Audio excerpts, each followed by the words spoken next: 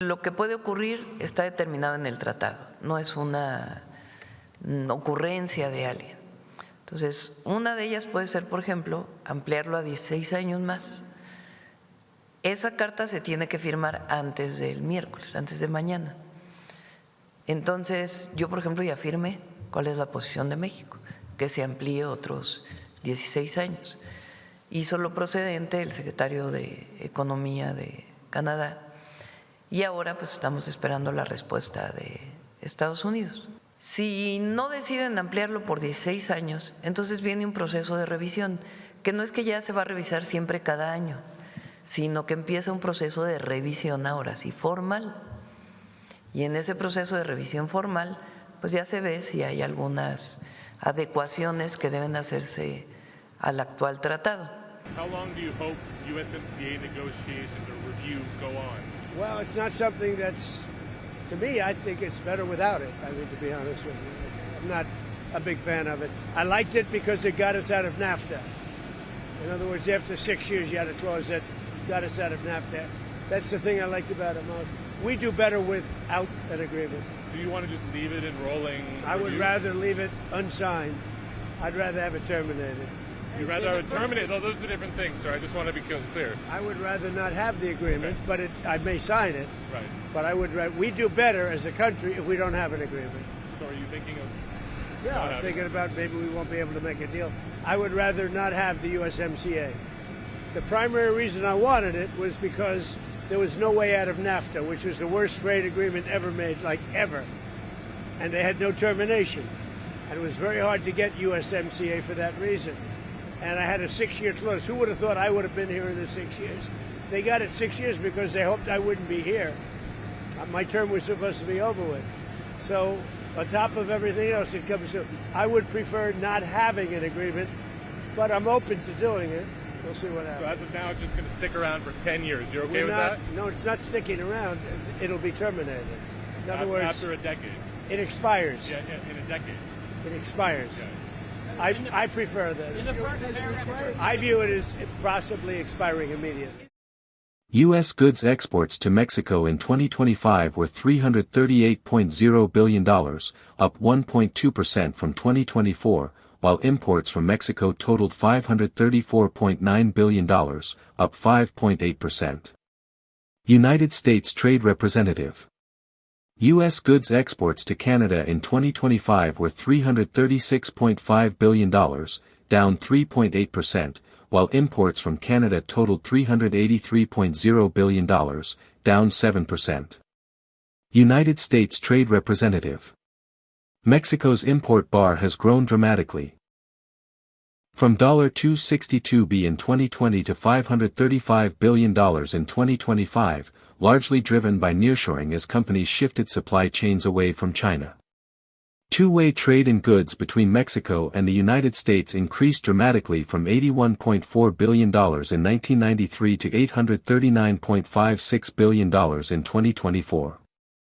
President Trump calling a mulligan on one of the signature trade deals of his first term. The White House announced yesterday that it will not renew the USMCA trade agreement with Mexico and Canada.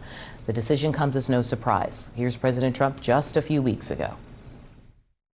I don't know that I'm going to renew it because, to be honest with you, the United States does much better. Okay? We don't need anything that Canada has. We don't need anything that Mexico has, but they need everything that we have. So in 2024, the U.S. imported more than $900 billion in goods from both Mexico and Canada. The White House blames the deal for worsening the U.S. trade deficits with Mexico and Canada. Now, the decision raises economic uncertainty for businesses. The supply chains they have run through all three countries, and critics fear significant changes could raise prices on everything from new cars to lumber and groceries. Group chat is back. Mike is taking notes. What are you? I am taking notes. Yes, I'm it's fine. That's down. actually a badge of honor on this show. Well, I appreciate that. Then. So tell me what you think of this. I look at this as NAFTA 3.0, which we know they didn't really like NAFTA in the first place. Right. And it sounds like they don't like the USMCA any much better. So I think the most important part of this reporting is the unpredictability of what we're talking about here. This trade agreement goes through 2036, I believe.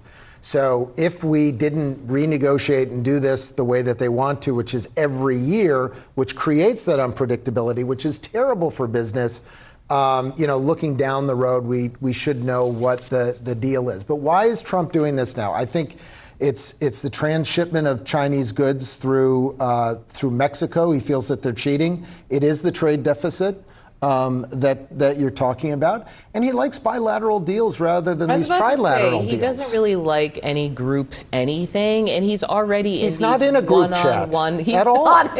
No, I don't think so. His group chat is with America and Truth Social. Yeah. So this would be reviewed every 6 years. It expires July 2036, as you said. So that was many years of certainty, which could be out the window.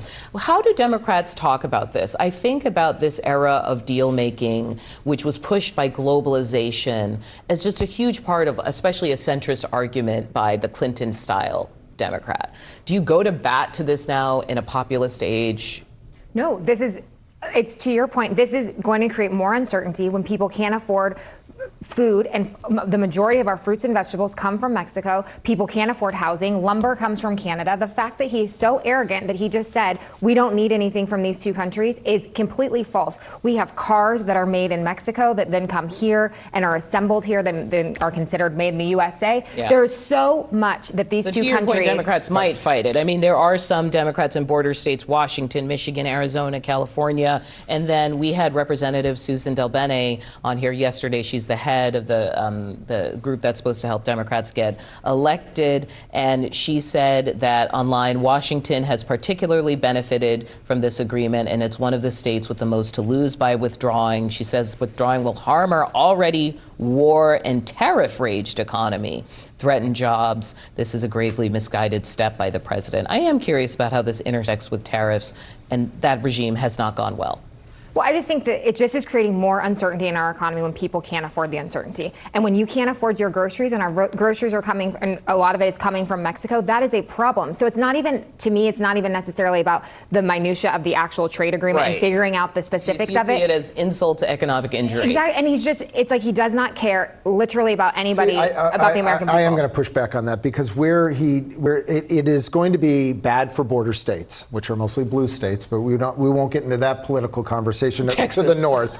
Well, to Arizona the north. and New Mexico. The north. Okay. Let me finish my sentence. Texas is so big, though. Because when I said it, I realized I needed to say to the north. When we're talking about autos, for instance, that is part of the upset with Chinese manufacturing of automobile parts being shipped to Mexico, then put in as part of this agreement, and then shipped to the United States. It's a way to skirt all of the tariffs on Chinese manufacturing. On goods and services, especially agricultural products that we ship both north and south from middle of America, those shipments we're being hurt with those shipments as well. So there are two sides of this argument, but where I agree with you is on the uncertainty. The problem, you want some level of certainty with trade agreements, and now to bring this up again. The only person who has benefited from the uncertainty is the president in the stock market right now. As we talked about in the first block, where he's made bazillions of dollars.